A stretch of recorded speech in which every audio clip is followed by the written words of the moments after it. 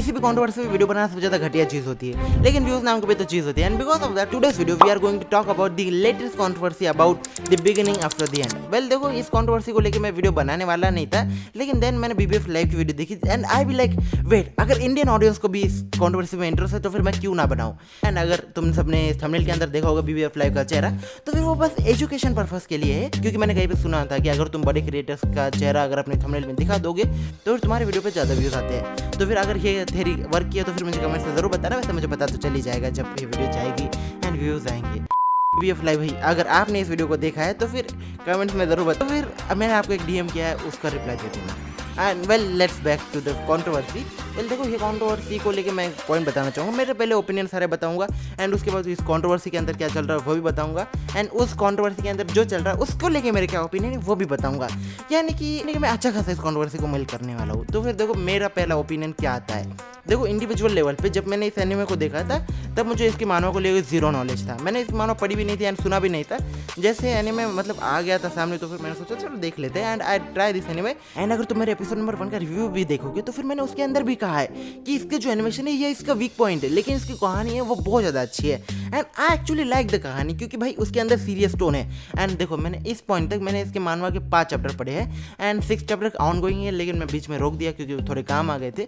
And उस वजह से मैं मतलब इसको इतना ज़्यादा सही से जज ना कर पाऊँ, लेकिन मैं इतना कह सकता हूँ कि इसकी जो कहानी है वो बहुत ज़्यादा अच्छी लगी है मुझे एनिमे की, ना कि मानवा की। क्योंकि मानवा के अंदर थोड़ा लेवी डवी टाइप हो गया कि मतलब जो एमसी है वो खुद के आईने में देख के कह रहा है कि भाई लड़कियों अपना दिल तोड़वाने के लिए सही रहो, मतलब तैयार रहो। एंड आई विल लाइक यार, तुम भाई राजा हो एक जगह के, मतलब तुम अपने पिछले लाइफ में एक स्ट्रॉन्गेस्ट एम्पायर के किंग रहे हो, तो फिर तुम्हें तो हार्टलेस रहना चाहिए ना।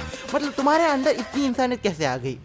अगर तुम सबको नहीं पता तो फिर इन जनरल बता रहा हूँ कि हिस्ट्री के अंदर या ऐसे भी कई सारे जितने भी मतलब स्ट्रॉन्ग डिक्टेटर रहे, उनकी मतलब इन जनरल उनकी पर्सनल लाइफ उतनी ज़्यादा अच्छी नहीं रही है एंड उनको कई हद तक हार्टलेस होना पड़ा है। वेल देखो, कम्प्लीटली हार्टलेस तो कोई भी नहीं हुआ है। मतलब कि अगर तुम नेपोलियन की कहानी देखोगे तो फिर भाई उसको किसी से प्यार था and is consider to be a joke in terms of love life. And बाकी तुम स्टालिन और हिटलर को देखोगे तो फिर हिटलर के भी लव इंटरेस्ट थी, लेकिन वो उसके साथ एंड में आरआईपी हो गया। लेकिन जो सबसे ज़्यादा सक्सेसफुल डिक्टेटर आता है द स्टालिन, भाई वो बंदा, भाई उसकी वाइफ मरी, उसके बाद तो उसके अंदर ह्यूमैनिटी नाम की कोई चीज़ ही नहीं थी।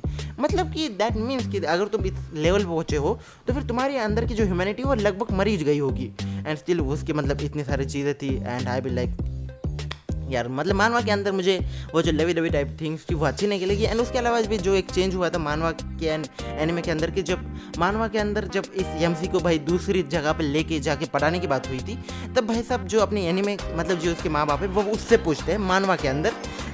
एंड वो भी मतलब जो कहता है कि भाई मैं 4 साल का बच्चा हूँ एंड तुम मुझसे पूछ रहे हो। उसी चीज़ को लेकर मैं भी था कि भाई 4 साल का बच्चा है, मैं जानता हूँ कि वो समझदार है तुम्हारी नज़रों में, लेकिन वो सिर्फ 4 साल का है एंड वो इन सारी चीज़ों को जज नहीं कर सकता है एंड तुम मुझसे पूछ रहे हो। And because of that I also think that scene was off. लेकिन एनिमे के अंदर वो सारी चीज़ कवर की गई कि मतलब एनिमे के अंदर जो अपने एमसी वो खुद कहता है एक मैच्योर पर्सन की तरह, वो मुझे चीज़ अच्छी लगी।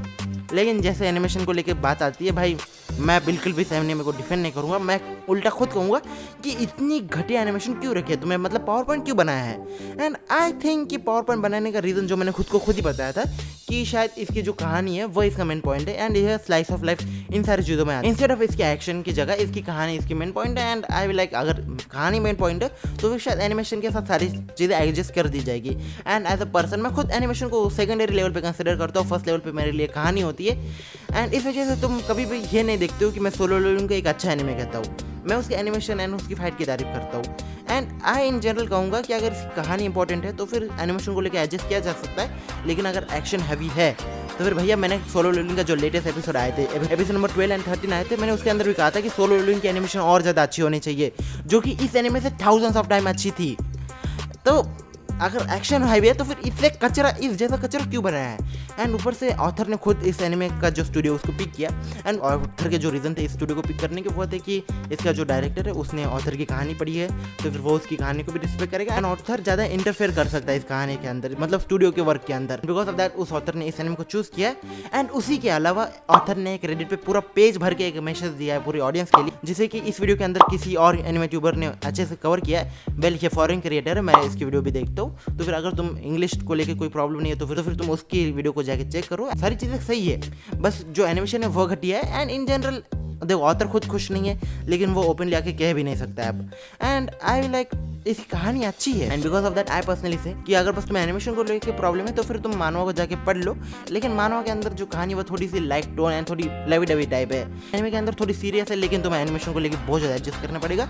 एंड मैं शायद उस वजह से एनिमे को देखूंगा, क्योंकि मुझे उसके अंदर की जो सीरियस वाली जो टोन है वो अच्छी लग रही है। मैं एनिमेशन को बिल्कुल भी अच्छा नहीं कर रहा हूँ, मैं क्लियरली कर रहा हूँ कि एनिमेशन घटिया है, लेकिन स्टोरी अच्छी है। अब देखो इस सारी चीज़ों को लेके तुम अपने ओपिनियन ज़रूर बताना। तुम मेरे साथ डिसएग्री कर सकते हो एंड तुम मेरे साथ डिसएग्री करना भी, एंड कमेंट्स के अंदर तो अपने ओपिनियन ज़रूर बताना कि मैं क्यों मतलब बहुत ज़्यादा गलत हो रहा हूँ। एंड मुझे थोड़ा इसको लेके स्पॉइल कर दो भाई, अपने ओपिनियन बताओ कि इस मानवा के अंदर क्या ऐसा खास है कि मतलब किस तरीके की कहानी है मानवा। वैसे शायद मैं बहुत ज़्यादा बकवास कर रहा हूँ, इस वजह से कमेंट्स के अंदर तुम अपने ओपिनियन ज़रूर बताना। मिलते हैं अगली वीडियो में, तब तक के लिए सायनारा, टाटा, गुड बाय।